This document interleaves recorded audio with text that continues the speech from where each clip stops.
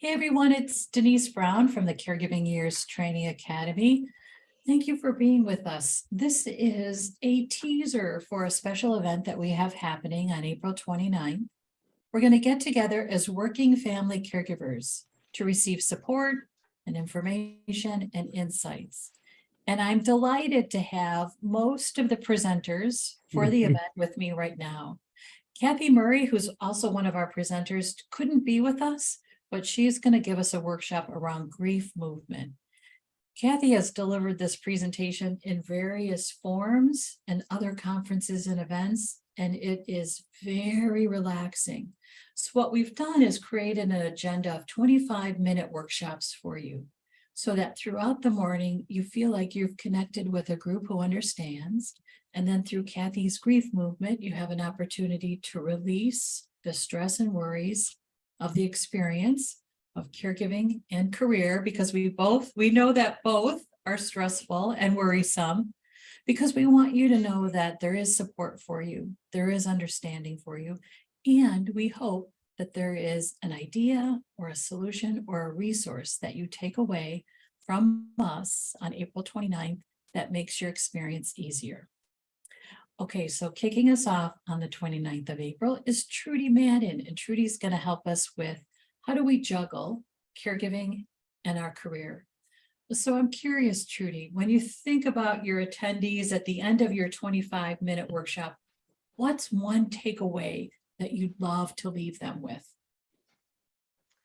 So I'm delighted to be a part of this. And one of the things that I really hope to share with everyone is that I have a few practical tips that I learned along the way and how to simplify, especially simplifying my caregiving tasks while I was working. So these are some of the things that I'm hoping to share. They're really meant to help balance. I know we work on both ends of the spectrum trying to juggle what our job expects of us as well as what our carees are expecting of us. But I learned some practical things and they really helped me. It helped me cope. It helped me to balance my life. So I want to share that with everyone on that Saturday. I love that. I love that. There's nothing like figuring something out and then having the opportunity to share what you figured out with others. I should also mention that our event is virtual. It's on a Saturday morning, so you could join us in your PJs and we would be happy to see you. It's all about your comfort because we really want you to feel like this is an event just for you. So Carolyn, you're going to follow Trudy, and we oftentimes feel isolated and alone in our caregiving experience, and you're going to help us create a team. So tell us about the takeaway you want your attendees to leave with at the end of your workshop. Yes, I want participants to leave feeling empowered and inspired to create a support team that's centered around their needs. And like you said, often I know as a caregiver, I felt isolated and alone sometimes. And I found that support came from some unlikely places. So I'm going to be sharing where I found support and brainstorming together with how we can, different people who can support us and where we find those people. Something that I think is so fabulous about our event is that it's not sitting to listen to a group of experts tell us what to do. It's a group of fellow family caregivers. It's colleagues who are sharing, this is what worked for me. Tweak it, adjust it, modify it, and try it. It worked for me, and I'd love for you if it would work for you. I think it's this idea that we want it to be easier. We want it to be better. Okay, Brandy, you follow Carolyn, and you're going to help us keep our home safer, because we know how much we worry about the safety of our carees. So tell us a little bit about what you want our attendees to take away from with your workshop. Right. So when I became a caregiver for my mother-in-law, we had to make a lot of adjustments in our home just to keep her safe. She moved around with a walker, so she had a lot of mobility issues. And there were some things that we did not expect to have to adjust in our home in order to keep her safe. And so I created I found all of this out through just trial and error, but I put together what I discovered and tried to make it a little bit less stressful for family caregivers. So. I love that it's feeling so much like a think tank, so to speak. Like, here are our best practices that we want to share with you. I'm the next presenter after Brandy, and I'm going to lead us through some actual writing exercises, but using just 6-word stories. And I think about a caregiving experience as being one of priorities. And I think about our workplace experience as being one of priorities as well. But how can you be 2 places at once? So we're going to do some writing exercises using 6-word stories to work through to figure out what our priorities are. Our 6-word stories are just that. It's 6 words, and I added a rule around 6-word story writing. You can use hyphens, and there's no limit to hyphens. So you could create 6 words with 12 hyphens, and that works for me. Okay, and then Beth is going to actually close us out with a family emergency plan. So we actually leave with a strategy and a tool. So tell us a little bit about that, Beth. Sure.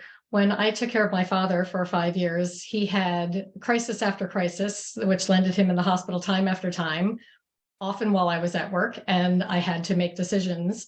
Sometimes I was on a trip for work and not even nearby.